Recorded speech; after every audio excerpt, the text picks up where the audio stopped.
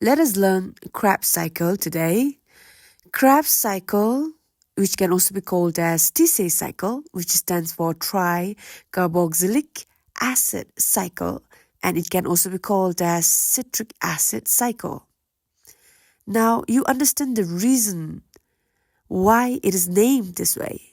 Why Krebs cycle? Because it was discovered by biochemist Sir Hans Krebs, so after his name, it is termed as Krebs cycle. Now, why TCA cycle? Because the very first substrate formed in Krebs cycle is citrate, which consists of 3 carboxyl groups. Now, if you look at the formula of Krebs cycle, structural formula, there are 3 carboxyl groups, isn't it? COH, which are carboxyl, and if you count there are 3, so we say tri. So therefore, it is known as tricarboxylic acid cycle. Now, why acid? Because the nature of citrate is acid. Now, it is also known as citric acid cycle, dedicating to the first substrate formed in this cycle, which is citrate. Now, if you have a look here, you can see citrate being formed, so therefore it is citric acid cycle. Now, before you get down with the steps of Krebs cycle, you try to understand the purpose. Ask yourself why it has to operate and why it is considered as key step in aerobic cellular respiration. So if you understand the purpose, the lessons that you are learning will start making sense. And if it makes sense, remember, you can recall easily. Therefore, prioritize understanding the purpose first. So now take these as mitochondria. All right. Let's say this is mitochondria. And take these as mitochondrial matrix, which is the inner compartment of mitochondria. Now, let us understand the purpose of Krebs cycle. Why do you think Krebs cycle has to operate? So, in last lesson, we have learned that pyruvate gets converted to acetyl-CoA, which we call it as link reaction, isn't it? So, acetyl-CoA, after its formation, it enters the Krebs cycle. And acetyl-CoA is the substrate entrant for Krebs cycle. Now, the purpose of Krebs cycle is to generate NADH or NADH2 and FADH or simply FADH2. Now, why it is so necessary to generate NADH and FADH2?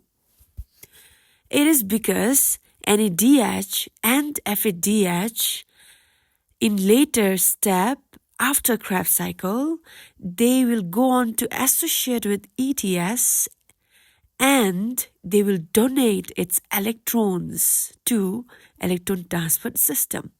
Now, why electron transport system need electrons? Because in order to operate, they need energy, and the energy they obtain it from electrons.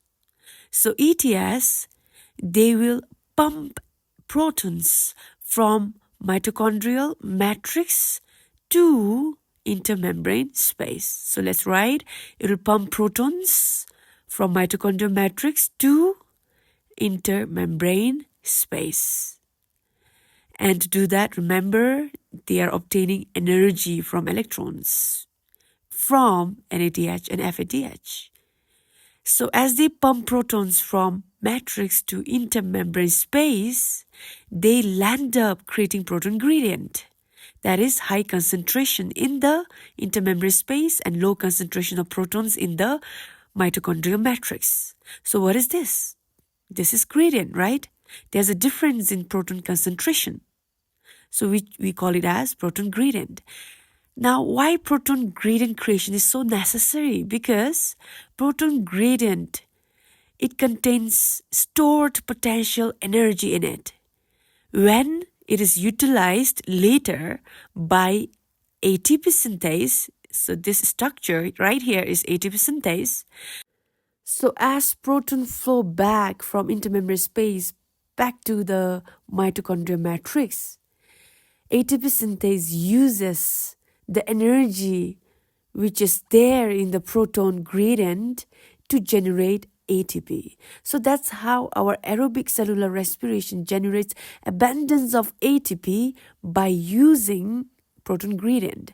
And to create proton gradient by the ETS, they need energy, and this energy is obtained from NADH and FADH. So to have NADH and FADH, Krebs cycle has to operate. So if there is no Krebs cycle, no ETS will function and no ATP synthase operation. So therefore, it will result in ATP generation impairment, which means ATP cannot be generated efficiently and we will have tough time sustaining our cellular activities. And remember, in order to operate such mechanism, there should be oxygen. So make sure to breathe in oxygen and be grateful that we have Krebs cycle operating in the mitochondrial matrix, which helps in driving ETS and ultimately helps in the generation of ATP. So in the next video, I'll get down with the detailed steps of Krebs cycle.